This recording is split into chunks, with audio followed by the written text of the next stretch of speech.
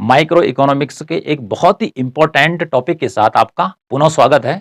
इस टॉपिक के अंदर हम पढ़ने वाले हैं कि विकुंचित मांग वक्र क्या होता है, किंक्ड डिमांड थ्योरी क्या है, यह सिद्धांत किसने दिया, इस सिद्धांत की कौन कौन सी मान्यताएं हैं और इसका रेखा चित्र किस प्रकार से बनेगा और किसी फर्म का जो मांग वक्र है वो विकुंचित क्यों हो जाता है, वो दो भागों में क्यों बट जाता है, वह किंक्ड क्यों हो जाता है। इन सारी चीजों को हम यहाँ पर आसान भाषा में समझने वाले हैं।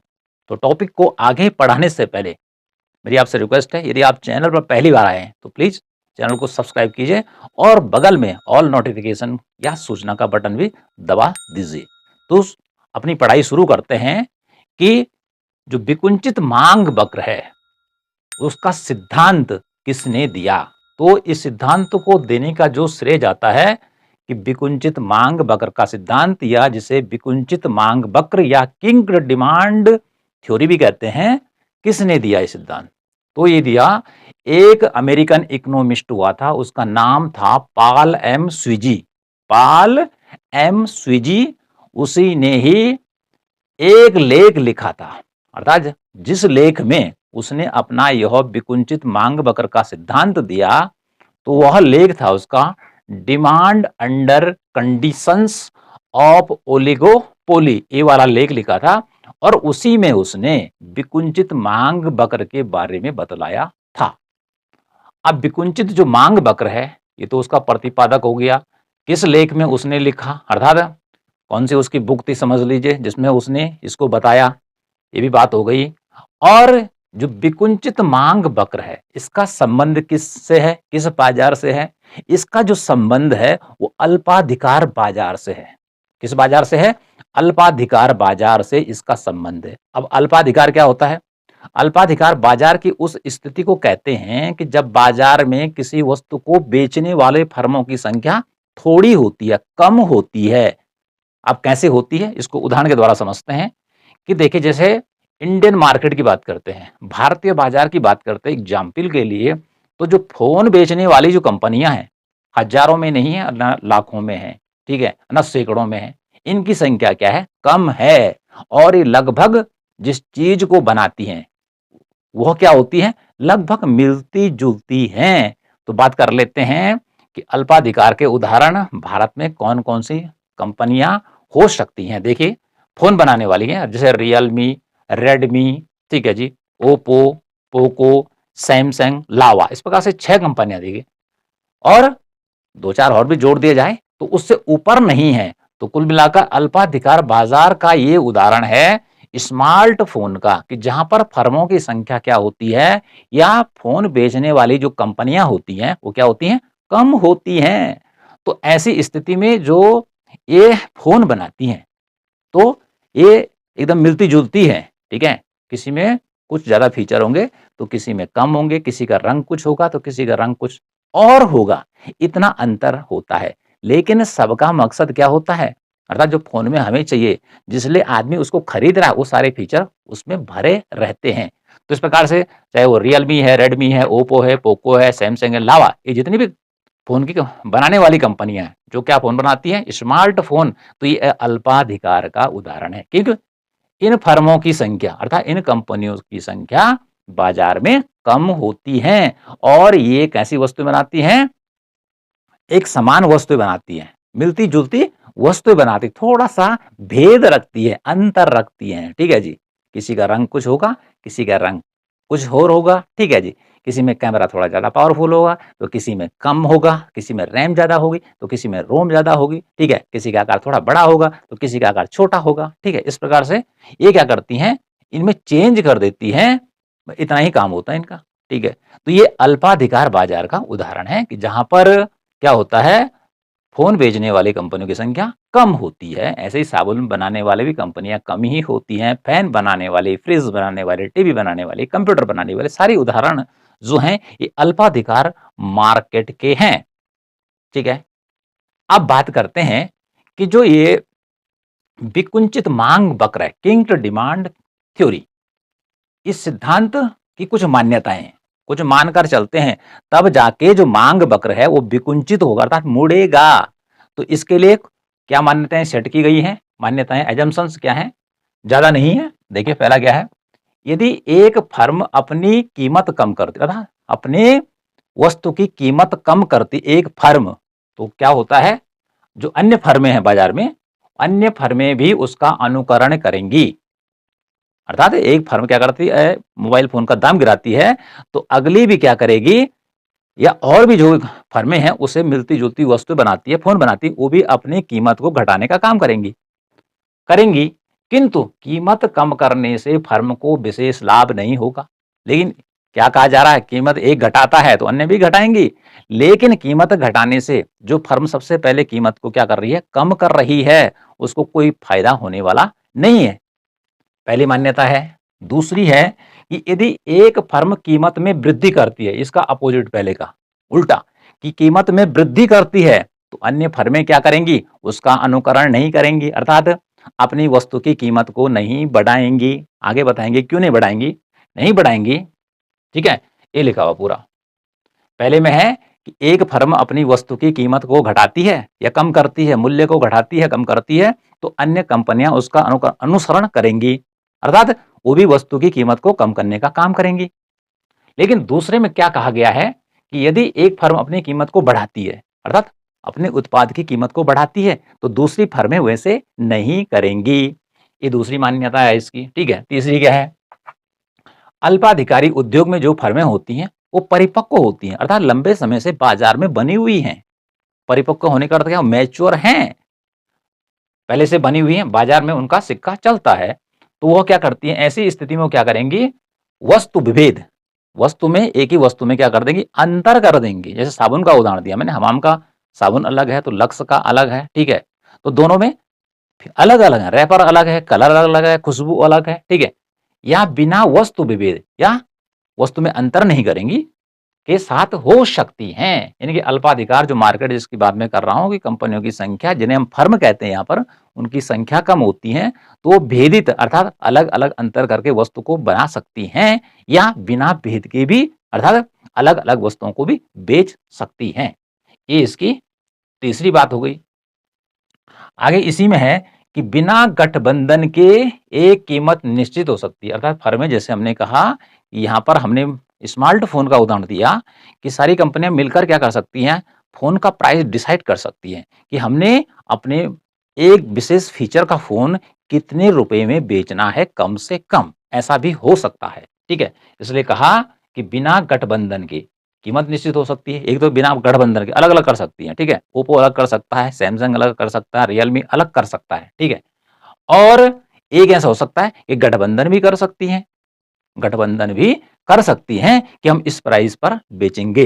तो कुल मिलाकर बिना गठबंधन के एक कीमत निश्चित हो सकती है कि कौन सी कीमत निश्चित हो सकती है, कि जो सभी के लिए संतोषजनक हो, अर्थात जिससे सारी फर्मों को क्या हो, लाभ हो, बिना गठबंधन के भी, ठीक है। एक कीमत ऐसी सेट होगी कि माना कि एक फोन क्या किया कि रियलमी ने 10,000 का कीमत उसका तय किया, तो सारी कंपनियां क्या कर सकती हैं, उसी फोन जो उसने सेट कर रखा है उसी प्राइस में सब अपने फोनों को क्या कर देंगे, बेचना शुरू कर देंगे, क्योंकि सबको लग रहा है कि जिसने अर्थात रियलमी ने जो फोन का प्राइस 10,000 रुपये रखा है वो हम सब के लिए संतोषजनक, अर्थात हम सब के लिए फायदेमंद है।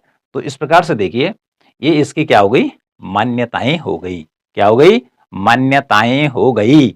अब अगली बात आती है हमारे पास कि जो विकुंचित मांग वक्र है, विकुंचित मांग वक्र अल्पाधिकार के अंतर्गत ये नहीं बतलाता है कि किसी वस्तु की कीमत कैसे निर्धारित होती है, कि वस्तु का मूल्य कैसे निर्धारित होता है। यहाँ पे लिखा हुआ है अल्पाधिकार में कीमत निर्धारण की व्याख्या नहीं करता, अर्थात जो विकुंचित मांग वक्र है, जो विकुंचित मांग वक्र है, किंग्ड डिमांड कर्व, ये नहीं बतलाता है कि अल्पाधिकार बाजार में किसी वस्तु की कीमत कैसे निर्धारित होती है, ये नहीं बतलाता हो। तो क्या बतलाता है, वो बतलाता है कीमत स्थिरता को, कि एक जगह यदि कीमत सेट हो गई कि 10,000 रुपये सेट हो गया, तो सारी फर्में अपने उत्पाद को, ठीक है, अपने प्रोडक्ट को उसी कीमत पर क्यों बेचते हैं, उसी कीमत पर क्यों बेचते हैं। तो इसलिए कीमत स्थिरता की व्याख्या करता है, यह बतलाने का काम करता है कि कीमत में बदलाव क्यों नहीं होता है। यदि बदलाव करते हैं तो उसका क्या असर देखेंगे। तो जब उनको दिखता है कीमत बढ़ाने से या घटाने से उनको क्या हो रहा है, हानि हो रही है, तो ऐसी स्थिति में क्या होता है कि कीमत स्थिर रहती है, कीमत में कोई परिवर्तन नहीं होता है कि 10,000 कीमत है तो 10,000 रहेगी, ठीक है, सेट हो चुका है। क्योंकि 10,000 से नीचे जाते हैं तो घाटा होता है, और ऊपर बढ़ाते हैं 11-12,000 तब भी क्या होता है, घाटा होता है। तो इसी को कहा जाता है यहां पर कीमत दृढ़ता, या इसको इंग्लिश में कहेंगे प्राइस रिजिडिटी।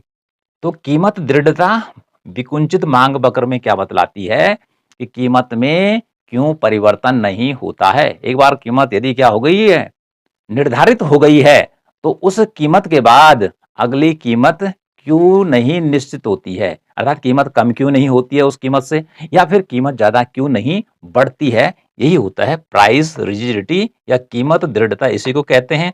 और इसी को कहते हैं कीमत स्थिरता। तो कुल मिलाकर विकुंचित मांग वक्र में पॉल एम स्विजी ने क्या बताया कि जहां पर एक बार कीमत क्या हो जाती है, निर्धारित हो जाती है, ठीक है, तो उसके बाद कीमत कम करने पर या कीमत बढ़ाने पर क्या होता है कि फर्मों को हानि होती है, घाटा होता है। ठीक है, अभी घाटा क्यों होता है इसके ऊपर अभी डिस्कस करने वाले हैं। तो हम यहाँ पर दो के बारे में देखेंगे कि कीमत कम करना, यदि फर्म क्या करती है, कीमत कम करती है अपनी वस्तु का, तो दूसरी जो फर्में हैं उसकी प्रतिद्वंदी कॉम्पिटिटिव फर्में हैं, क्योंकि हम बात कर रहे हैं यहाँ पर ये अलग अलग कंपनियां हैं तो एक दूसरे की कॉम्पिटिटिव है। अर्थात रियलमी चाहता है कि मेरा फोन ज्यादा बिके, रेडमी चाहता है कि ज्यादा मेरा बिके, सैमसंग क्या चाहता है कि मेरा ज्यादा बिके। अर्थात हर कोई जो कंपनी है ज्यादा से ज्यादा प्रॉफिट कमाना चाहती है। तो यहां पर देखिए क्या होता है, कीमत कम करना, यदि कोई फर्म क्या करती है किसी वस्तु की कीमत कम करती है तो तब क्या प्रभाव होगा, अभी इसको पढ़ेंगे। दूसरा है कीमत में वृद्धि करना, यदि कीमत में फर्म क्या करती है तो वृद्धि करती है, तो क्या अगली फर्म भी वृद्धि करेगी। या कीमत क्या होती है, कम करती है, तो क्या अगली फर्में भी क्या करेंगी, कीमत को कम करेंगी। ठीक है, तो ये दोनों मान्यताएं यहाँ पे आ चुकी हैं कि एक फर्म यदि कीमत को कम करती है तो क्या होगा, अन्य फर्में उसका अनुसरण करेंगी, वो भी कीमत को गिराने का काम करेंगी। दूसरा आया, यदि एक फर्म कीमत में वृद्धि करती है तो अन्य फर्में कीमत को नहीं बढ़ाएंगी। तो पहले का अपोजिट दूसरा वाला है। ठीक है, अगला हमने यहाँ पे बताया कि कंपनियां परिपक्व होती हैं, ठीक है, बाजार में वो जमी जमाई कंपनियां होती हैं, उनके उत्पाद की मांग होती है, इसीलिए इनको कहा गया है कि अल्पाधिकारी उद्योग क्या होता है, परिपक्व होता है। ठीक है, परिपक्व होता है, समझदार होती हैं कंपनियां, उनको सारे मार्केट का ज्ञान होता है, या वस्तु विभेद के साथ भी काम कर सकती है। ठीक है, वस्तु विभेद के साथ भी काम कर सकती है, और बिना गठबंधन के भी वो एक निश्चित कीमत सेट कर सकती है, जो कि क्या हो सकता है, सभी के लिए संतोषजनक, अर्थात सभी को लगता है कि इसमें फायदा है। तो वही जो कीमत जो निश्चित हो गई है वही कीमत दृढ़ता है। वही क्या है, कीमत दृढ़ता है। अब इसको हम डायग्राम के माध्यम से समझते हैं। हमने क्या करना है, 2x ड्रॉ करने हैं भाई। ठीक है, ये हमारा जो O और X वाली बड़ी वाली लाइन है, इस पे लिखेंगे वस्तु की मात्रा। क्या लिखेंगे, वस्तु की मात्रा। और जो हमारा O और C Y का जो हमारा अक्ष है वर्टिकल, इस पे लिखेंगे कीमत। अब देखना हमने कीमत और वस्तु की मात्रा के बीच क्या संबंध है, और जो अल्पाधिकारी का जो मांग वक्र है वो विकुंचित क्यों हो जाता है, अर्थात वो दो भागों में क्यों बट जाता है, अर्थात वह टेढ़ा क्यों हो जाता है, वो क्यों मुड़ जाता है। अब देखिए, सबसे पहले आपने क्या करना है, डायग्राम बनाने के लिए आप क्या करेंगे कि यहां से लेकर और यहां तक, जिस प्रकार से मेरा ये ढालू बना रखा है, इस प्रकार का आप क्या करेंगे, एक मांग वक्र नीचे को बनाएंगे। ठीक है, ये जो मांग इस प्रकार का मांग वक्र है, ठीक है, ये है। और उसके बाद आपने यहां से इसको नीचे की तरफ जैसे मेरा बना रखा है इस प्रकार से बनाएंगे। ठीक है, अब उसके बाद क्या होगा, आपने देखना है प्राइस कहां पे सेट हो रहा है। आपने यहाँ पे एक पॉइंट आ रहा है, ठीक है, हमने लिख दिया यहाँ पे ई फॉर हो गई इक्विलिब्रियम, क्योंकि यहाँ पर ओ क्यू जो है वस्तु की मांग है। ठीक है जी, ओ यहां से लेकर यहां तक इतना वस्तु की मांग है, तो प्राइस कितना होगा, ओ पी प्राइस होगा, क्योंकि प्राइस को हमारा लेवल यहां लेना, मेजरमेंट यहां होगा, कुछ जगह ऐसे ही लिखा है क्यू ई प्राइस है। ठीक है जी, प्राइस है, ठीक है, क्योंकि प्राइस यहां दिखाया जा रहा है, तो ये सांकेतिक क्या है, अक्षर है, ओ क्यू वस्तु की कीमत है। ठीक है जी, अब जो ये ओपी कीमत है, ओपी कीमत है, ये बिल्कुल निर्धारित कीमत है, निश्चित कीमत है, ठीक है। और यह इसे ही हम क्या कहते हैं, वर्तमान कीमत है, जिस कीमत पर फर्म द्वारा किसी वस्तु को बेचा जा रहा है। अब जो वर्तमान कीमत है ओपी, तो वर्तमान कीमत से यदि क्या करती है कोई फर्म कीमत को नीचे गिराती है, अर्थात वस्तु की कीमत को कम करती है, या वर्तमान कीमत ओपी या से कीमत को बढ़ाती है, ऊपर की तरफ कीमत की बढ़ेगी और नीचे की तरफ क्या होगी, घटेगी। तो यहां पर जो मांग वक्र है, दो प्रकार के मांग वक्र, इसका जो ढाल है ये अलग है और इसका ढाल क्या है, अलग है, ठीक है जी। तो डी से लेकर ई तक जो ये वाली लाइन मेरी ड्रॉ कर रखी है, ये जो मांग वक्र है, ये इसे बोलेंगे अत्यधिक लोचदार मांग वक्र। ये मांग वक्र कैसा है, यहां तक अत्यधिक लोचदार मांग वक्र, कैसा वक्र है, अत्यधिक लोचदार मांग वक्र।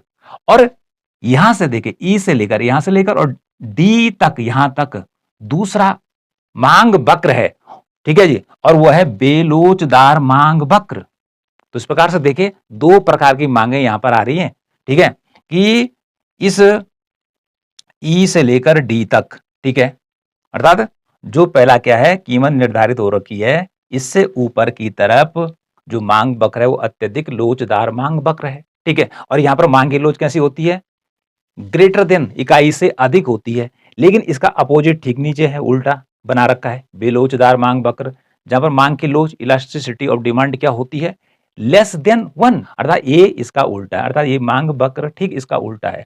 तो इन्हीं दो मांग की लोचों में अंतर के कारण, ठीक है, मांग की लोच में अंतर के कारण क्या हो जाता है, मांग वक्र जो है वह किंक्ड हो जाता है, अर्थात वह विकुंचित हो जाता है। कहां पर, वर्तमान कीमत से वो क्या जाता है, मुड़ जाता है। विकुंचित होने का अर्थ है कि मुड़ जाता है, आप देख रहे होंगे पहले कैसे जा रहा है, उसके बाद इधर की तरफ मुड़ गया। तो इसे कोनेदार मांग वक्र भी कहते हैं, कोनेदार, यहां पे कोना निकल जाता है, ठीक है, कोना निकल जाता है। तो यहां पर जो प्राइस कीमत दृढ़ता आ रही है, अब इसको समझते हैं कि ये तो बिल्कुल यहां से कीमत है कि भाई इसी पे बेचना है। अब क्या कोई फर्म क्या करती है, कीमत घटाने का प्रयास करती है, क्यों करती है, वो चाहती है कि मैं कीमत कम करूंगा तो मेरी वस्तु की मांग बढ़ेगी, क्योंकि वस्तु सस्ती हो जाएगी तो लोग ज्यादा खरीदेंगे। तो देखते क्या असर पड़ता है, इसी पर देखना है रेखा चित्र के माध्यम से।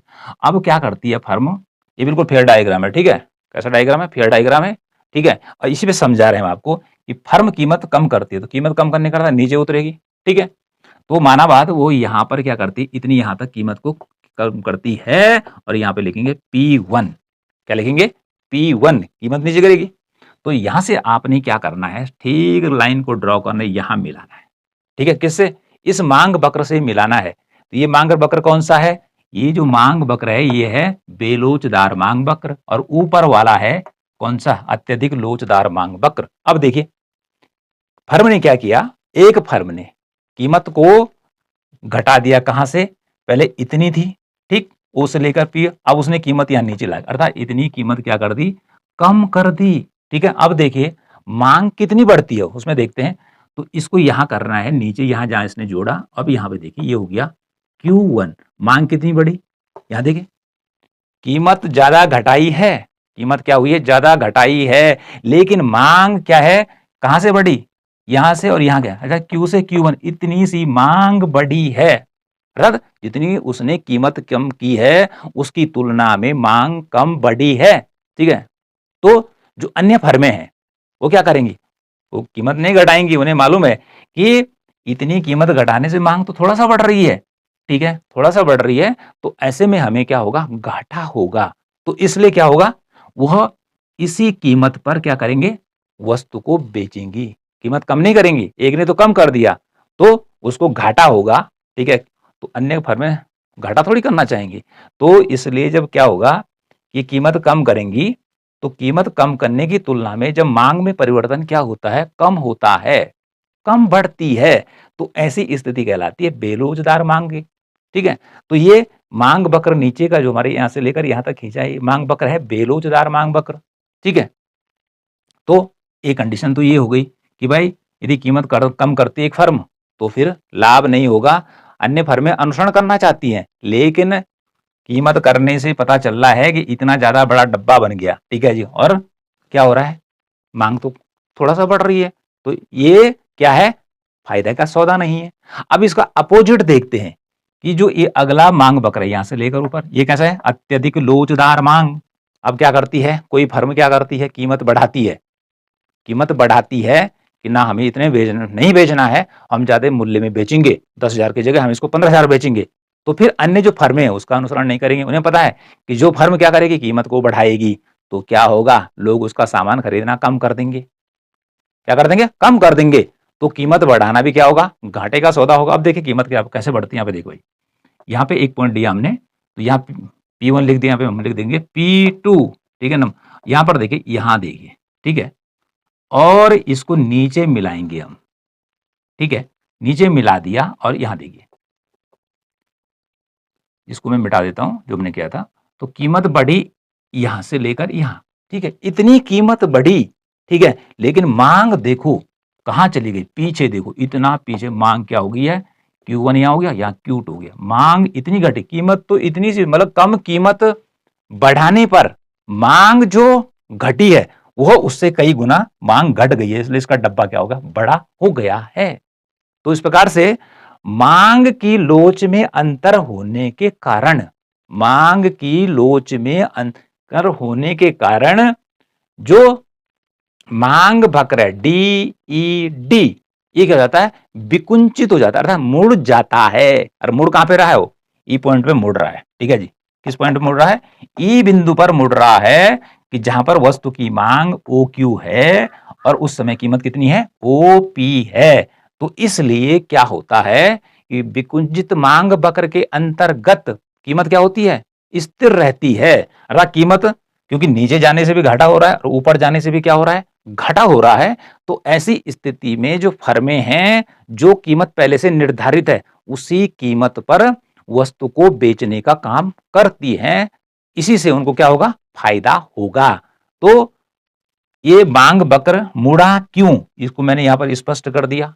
क्यों मुड़ा, कि प्रारंभिक कीमत दी होगी भाई, ठीक है, इस पे आपको बेचना है, कीमत कम करते हैं तो आपकी मांग क्या हो रही है, घट रही है, अर्थात कीमत कम करने की तुलना में आपको फायदा ज्यादा नहीं हो रहा है। मांग ज्यादा बढ़ती तो तब तो बात अलग थी, लेकिन अत्यधिक लोचदार मांग की स्थिति ठीक उल्टा है, ये कीमत क्या कर रहे हैं, थोड़ा सा बढ़ा रहे हैं, लेकिन उसकी तुलना में मांग क्या हो जा रही है, बहुत पीछे आ जा रही है, वस्तु की बिक्री कम हो जाएगी। तो कुल मिलाकर कहने का अर्थ क्या है कि जो फर्म है वर्तमान में जिस कीमत पर वस्तु को बेच रही है उसी कीमत पर वस्तु को बेचेंगी सारी की सारी फर्में। इसलिए जो विकुंचित मांग वक्र है, यहां पर क्या होता है, प्राइस या कीमत दृढ़ता रहती है, अर्थात कीमत में परिवर्तन नहीं होता है। क्योंकि हम बता चुके हैं कि यदि यहां से लेकर और यहां तक, अर्थात इतना प्राइस गिरता है, तो मांग क्या हो रही है, मात्र थोड़ा सा बढ़ रही है, ठीक है। और इसका उल्टा यदि वो क्या करती है, कीमत बढ़ाती है, तो थोड़ा सा कीमत बढ़ रही है, लेकिन उसकी तुलना में कई गुना क्या हो जा रही है, मांग घट जा रही है। तो फर्म के लिए क्या लाभप्रद रहेगा, तो फर्म के लिए लाभप्रद ये है कि वो क्या करे कि OQ, ठीक है, OQ मात्रा को बेचे, तो तभी जाके उसको क्या मिलेगा, OP प्राइस मिलेगा। तो ई से यदि वो डी की तरफ जाता है तो लाभ नहीं होगा, और यदि ऊपर ई से लेकर डी की तरफ जाता है तो तब भी क्या नहीं होगा, लाभ नहीं, अर्थात घाटे की स्थिति है। तो इस प्रकार से हम क्या समझे इसमें, कि जो ये मांग वक्र है DED, ये यहां पर टेढ़ा क्यों हो जाता है, जिसको हम विकुंचित कह रहे हैं, ये किंक्ड क्यों हो जाता है, तो इसका किंक्ड होने का जो कारण है वो है दो प्रकार के मांग, अर्थात जो वर्तमान कीमत है, अर्थात यहां से लेकर OP पढ़ो चाहे यहां से लेकर यहां से पढ़ो, तो वर्तमान कीमत से ऊपर की तरफ यानी कि बायां भाग क्या है, वह क्या है, अत्यधिक लोचदार मांग वाला है, ठीक है जी। और नीचे वाला ई से लेकर नीचे वाला जो दाहिना भाग है मांग वक्र का, ये कैसा है, बेलोचदार मांग वक्र है। तो इस प्रकार से दोनों एक दूसरे के अपोजिट है, उल्टे हैं। तो मांग की लोच में अंतर के कारण जो मांग वक्र है वो कैसा हो जाता है, विकुंचित हो जाता है। किस पॉइंट पे, इस वर्तमान कीमत पर, ठीक है, इस वर्तमान कीमत पर जिसपे की वस्तु को बेचा जा रहा है। तो हमने यहां क्या समझा, हमने पहले बताया था आपको कि जो विकुंचित मांग वक्र है ये नहीं बतलाता है अल्पाधिकार के अंतर्गत कि वस्तु की कीमत कैसे निर्धारित होती है, बल्कि ये बतलाता है कि जो वस्तु की कीमत है वो एक ही जगह खड़ी क्यों रहती है। ये एक ही जगह खड़ी क्यों रहती है, अर्थात ओपी प्राइस है तो वो ओपी ही क्यों रहता है। ठीक है, ओपी ही क्यों रहता है, तो उसी को उसने बतलाने का काम किया कि जो वर्तमान कीमत है ओपी, या इसको इस बिंदु से ऊपर की तरफ और नीचे की तरफ दो जो मांग वक्र हैं वो अलग अलग प्रकार के हैं। एक है अत्यधिक लोचदार वाला और एक है बेलोचदार वाला, और एक दूसरे के ये विपरीत है। तो जिस कारण से क्या होता है, जो मांग वक्र है वो कैसा हो जाता है, मुड़ जाता है, या वो विकुंचित हो जाता है, या उसमें एक कोना बन जाता है इस प्रकार से। ठीक है, एक कोना, या इसको कोनेदार मांग वक्र के नाम से भी जानते हैं। तो आज के इस टॉपिक में मैंने क्या बतलाया है आपको, मैंने ये बतलाया आपको कि जो विकुंचित मांग वक्र है वो किसने दिया ये सिद्धांत। ठीक है, किसने बतलाया, किस प्रतियोगिता के लिए यह दिया गया, अल्पाधिकार के लिए दिया गया, याद रखना है। ठीक है, अब अल्पाधिकार के अंदर हमने फर्में बताई कि इनकी संख्या कमी होती है और एक ही जैसे या मिलती जुलती वस्तुएं बनाती हैं। तो इसके उदाहरण मैंने आपको यहाँ पे दिखाए क्योंकि इनकी संख्या कम होती है। फिर हमने कहा कि अल्पाधिकार में कीमत निर्धारण की व्याख्या, अर्थात यह विकुंचित मांग ये नहीं बतलाता है कि अल्पाधिकार में कीमत कैसे निर्धारित होती है, ये केवल ये बतलाता है, क्या बतलाता है कि कीमत स्थिरता क्यों पाई जाती है, अर्थात कीमत दृढ़ता जिसे कहते हैं, कीमत बदलती क्यों नहीं है, उसी कीमत पर फर्म वस्तु को बेचने का काम क्यों करती है, ये हमने आपको बतलाया। फिर हमने यहाँ पे बतलाया ये मान्यताएं दे दी, ये तो मान के ही चलना है। हमने पहले बताया कि कीमत कम करना, कीमत कम करती है फर्म, तो हमने कहा कि यहां से, ये तो पहले वाला हमने आपको बताया था, जैसे बंधक का था, हमने कहा कीमत उसने घटा दी नीचे की तरफ। ठीक है, कीमत घटाई इतनी, तो हमने कहा इसको यहां मिलाना है। ठीक है, तो देखा कि मांग तो Q से लेकर Q1 इतनी ही बढ़ रही है, लेकिन कीमत तो क्या उसका नाम ज्यादा घटा दी गई है। तो ऐसी स्थिति में फर्म के लिए क्या है, माल बेचना क्या है, हानिकारक है, फायदा नहीं हो रहा है। दूसरा हमने कहा कीमत में वृद्धि करती है कोई फर्म, कीमत को क्या करती है, जो पहली कीमत है इससे ऊपर की तरफ बढ़ाती है। तो कीमत देखिए इतनी बढ़ रही है, लेकिन मांग जो पहले थी, जहां पहले से सेट हो रखी है, वो इतना घट जाती है, तो इससे भी नुकसान हो रहा है। तो इसलिए पहली कीमत पर ही, अर्थात जो कीमत पहले से निश्चित हो रखी है, उसी कीमत पर क्या करते हैं जो फर्में हैं वो अपनी वस्तु को बेचने का काम करते हैं, क्योंकि यहीं पर उनको ज्यादा फायदा होता है। तो अगली बात आई कि यह जो मांग वक्र है पहले यूं जाता है फिर उसके बाद मुड़ जाता है, जिसे कह रहे हैं विकुंचित मांग वक्र। ये विकुंचित क्यों जाता है, तो इसका सीधा सा उत्तर है कि इस मांग वक्र में विकुंचित होने का मुख्य कारण है मांग की लोच में अंतर। क्या है, मांग की लोच में अंतर है, क्योंकि इधर से ऊपर तक, अर्थात ई से लेकर डी या डी से लेकर ई तक का जो मांग वक्र है वो अत्यधिक लोचदार मांग वक्र है। यहाँ पर मांग की लोच अलग है, इकाई से अधिक होती है, इससे नीचे का अलग है। ठीक है, ई से लेकर डी तक अलग है, ये बेरोजगार मांग है। तो इसलिए ये मांग वक्र वर्तमान कीमत पर, जहां पर वस्तु की मात्रा दे रखी है, यहां पर मुड़ जाता है, विकुंचित हो जाता है। तो कारण क्या है, बार बार रिपीट कर रहा हूं कि मांग की लोच में अंतर होने के कारण जो मांग वक्र है, ठीक है, वो क्या हो जाता है, विकुंचित हो जाता है या मुड़ जाता है। तो ये टॉपिक आप इसको रिपीट कर लेंगे, ठीक है, और पढ़ने की कोशिश करेंगे, लिखने की कोशिश करेंगे, और क्या करना है, नोट्स तैयार करना है। नोट्स तैयार करना है तो आपकी समझ में आ जाएगा। फिर मिलते हैं इसी टॉपिक के साथ। ये तो मैंने इसको अभी आधा ही बताया, अगले टॉपिक में इसको मैं पूरा बतलाऊंगा। तो मिलते हैं नेक्स्ट टॉपिक के साथ।